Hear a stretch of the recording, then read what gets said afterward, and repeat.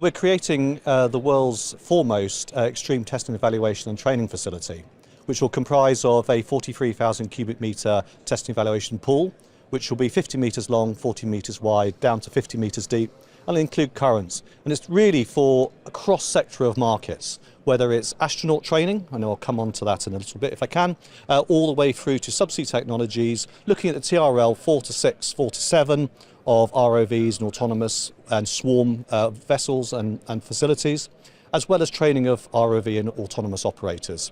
And also looking at the decommissioning of offshore facilities, how are those problem sets going to be resolved? So rather than going out to sea to do it, you could all do it in the pool, de-risking, reducing cost and reducing time to bring things to market. It sounds very impressively ambitious.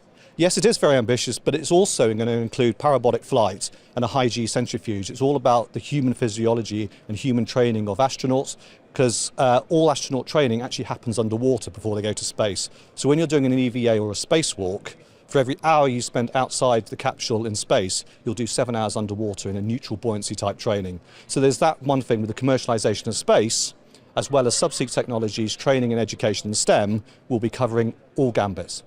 Where does your knowledge and your background come from to be able to deal with these, incredibly exciting but sometimes quite baffling sectors and topics? Yes, they're all very different, but they're all interlinked, because actually what happens in space starts underwater and vice versa. Robotics have transferred between the two. But for me, I'm a former submariner, so I spent most of my life underwater, albeit trying to keep dry rather than be wet. But we have various people on board who are experts in parabolic flight and weightlessness and astronauts and all sorts of people who will be able to fit all sectors that we're going to help. So, forgive the rather silly question, but I presume a very busy year ahead for Blue Abyss. Yes, very busy indeed. We've got two sites. One is in Newquay, Cornwall, and the other one is in Cleveland, Ohio. And the Cleveland, Ohio one, we've just bought the land, and we're getting planning permission, and the architects are on site, and we're designing the actual pool facility, and we hope to break ground this year to be open in 2026. Well, I was just going to say, the timescales on this, you're working to a fairly tight timescale? Yes, very tight timescale, particularly as the US politicians have actually gone on TV to say that we will be opening in 2026. So we need to keep to that. And now we're going to also now look at the UK and do things in parallel and hope to open Newquay and Cornwall shortly after that timescale as well.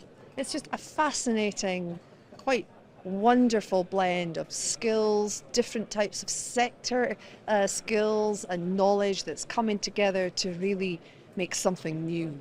Yes, new, but also to bring more people, particularly to the southwest of the UK, will be a focal point for lots of new businesses and innovation, particularly in the autonomous. We've got the Smart Sound in Plymouth and Falmouth, which will be supporting all the facilities of the floating offshore wind community that is going to be in the Celtic Sea.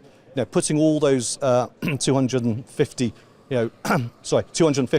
floating Eiffel Towers effectively by 2035, all that support needs to be tested and trained and look at the problems that we can all facilitate and support, whether it's renewables, decommissioning, space, STEM and education, and subsea technologies. I can't wait to hear more over the next couple of years. Thanks for speaking to us, Richard. Thank you.